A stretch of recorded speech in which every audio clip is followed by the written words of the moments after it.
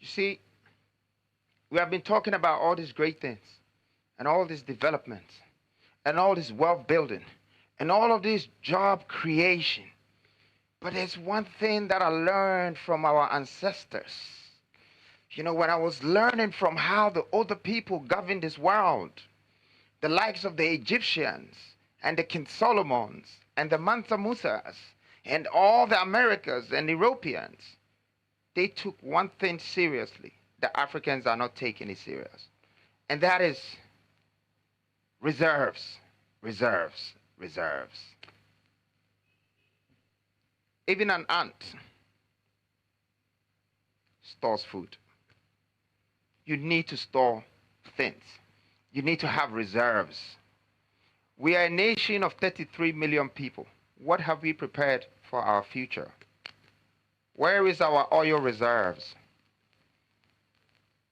Where is our gold reserves? I mean, up until recently, we had only 7 tons in our central bank. And this information is public information. Up until recently. I don't know if it's really gotten to 14 now, because the last time they needed more tons just to borrow money. But that's all. And you have the likes of multinational companies like the Goldfields, and they have moved 300s of tons from this country, and we can only have 7 tons as our reserves. Why is Qatar keeping 500 tons as reserves? Why does England have 3,000 something just gold reserves? Why? I mean, what is it going to cost us to build our own hard rock mining?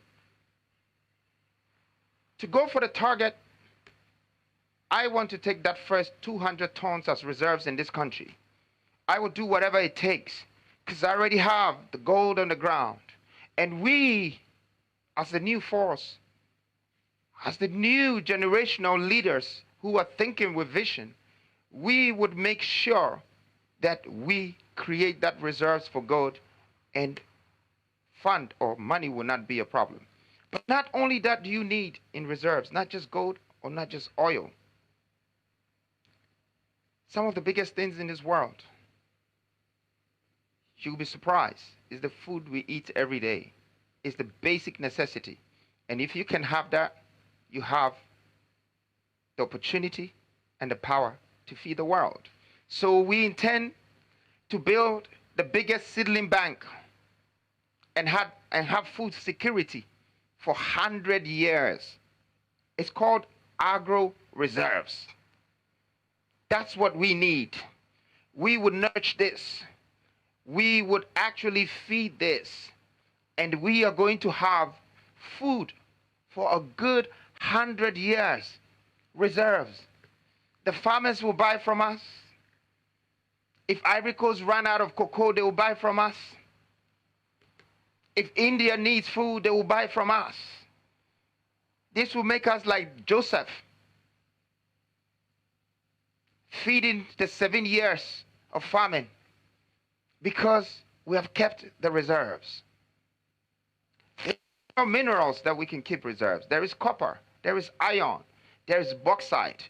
All we have to do is keep extracting, keep creating the jobs with the people and letting them have the chance to be able to bring these things out of the ground and keep it as reserves.